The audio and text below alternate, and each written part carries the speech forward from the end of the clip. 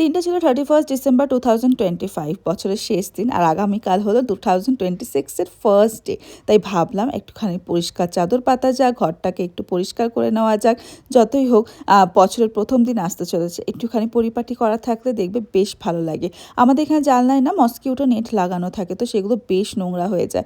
যতটা পারি আমি নিজে নিজেই পরিষ্কার করার চেষ্টা করি। এখানে আমি ওয়েট ওয়াইপস দিয়ে ভালো করে জানলাগুলোকে ক্লিন করে নিচ্ছি। যে দেখছো কত নোংরা বেরিয়েছে। যখনই আমি বেডশিট চেঞ্জ করি তখনই চেষ্টা করি সব জায়গায় একটুখানি হাত দিয়ে পরিষ্কার করে নেওয়ার। তাতে কি হয়, নোংরাটা সবসময় বসে যায় না, আর বসে গেলে সেই নোংরা তোলা খুবই কষ্টকর। আর সেই যখন আমাকে করতেই হবে, তার থেকে বেটার যে মাঝে মাঝে একটু একটু করে নেওয়া, তাহলে দেখবে লোডটা অনেক কম পড়ে। তো এখানে আমি বেডটা গুছিয়ে নিলাম, আর এখানে পর্দাটাও সুদীপকে বললাম অনেক দিন হলো পর্দাটাও চেঞ্জ করে দে। অত উঁচুতে তো আমার হাত যায় না, তাই জন্য এই কাজটা সুদীপই প্রায় করে থাকে। আর দেখো সুন্দরভাবে সমস্ত কিছু পরিপাটি করে আমাদের ঘর একদম রেডি।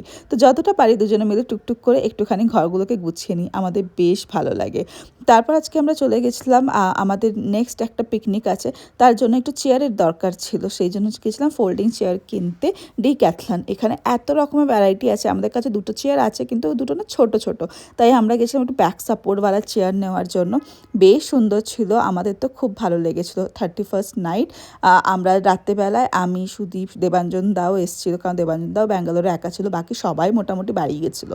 আর আমরা তিনজন মিলে ছোট্ট একটা কেক কেটেছিলাম আর একটুখানি নাচ গান করে সেলিব্রেট করেছিলাম। তারপর চলে গেলাম আমরা পিকনিকের উদ্দেশ্যে। এটা আমরা গেছিলাম ভেনামান্না লেক, যেটা হলো তামিলনাড়ুতে। তো আমাদের বাড়ি থেকে প্রায় ওই 60 কিলোমিটার মতো। তো মোটামুটি সবাই মিলে বেরিয়ে পড়েছিলাম। সবাই অনেকদিন ধরে বলছিল একটা পিকনিক হোক পিকনিক হোক। তো ভাবলাম ঠিক আছে চলো একটা পিকনিক করা যাক। জায়গাটা বেশ ভালো ছিল। আমরা তো ভেবেছিলাম বেশি কেউ এই জায়গাটার কথা জানে না, বাট গিয়ে দেখি প্রচুর গাড়ি অলরেডি চলে এসছে। এখানে এমন কোনো জায়গা নেই যেটা ব্যাঙ্গালোরের লোক জানে না। সবাই জায়গা খুঁজতে থাকে কোন উইকেন্ডে কে কোথায় যাবে। তো যাই হোক, আমরা মোটামুটি খাবার দাবার বাড়ি থেকেই করে আনা হয়েছিল, কিন্তু কিছু কিছু জিনিস আমরা এখানে বানিয়েছিলাম। যেরকম হলো চিকেনটা বাড়ি থেকে ম্যারিনেট করে আনা হয়েছিল, আর এখানে ওরা বার্নার নিয়ে এসেছিলো, সেখানে চা হলো, পাঁপড় ভাজা হলো, অ্যান্ড চিকেন হয়েছিল। তো সব কিছু মিলিয়ে আমাদের পিকনিকটা বেশ ভালো গেছিলো। আর এখন যেহেতু ওয়েদারটাও খুব সুন্দর না, একটু ঠান্ডা ঠান্ডা আছে, তো রোদটাও অতটা গায়ে লাগে না। তো সব কিছু মিলিয়ে আমরা সুন্দরভাবে পিকনিক করে সানসেট এনজয় করে প্রচুর আড্ডা গল্প করলাম। আন্টি আঙ্কেলরাও থাকে, ওনাদেরও বেশ ভালো লাগে, আমাদেরও ভালো লাগে। সাথে একটু বড়রা মাঝে মাঝে বড়দের সাথে সময় কাটাতে বাড়ি বাড়ি ফিল হয়, সত্যি বলছি। তো যাই হোক, এইভাবে আমাদের দিনটা শেষ করলাম, এই পুরো ভিডিওটাও শেষ করলাম।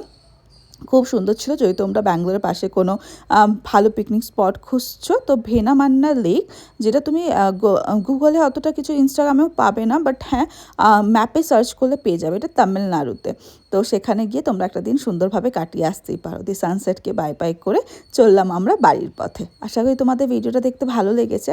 আজকে ভিডিও তাহলে এইটুকুই থাকলো, দেখা হবে তোমার সাথে নেক্সট ভিডিওতে।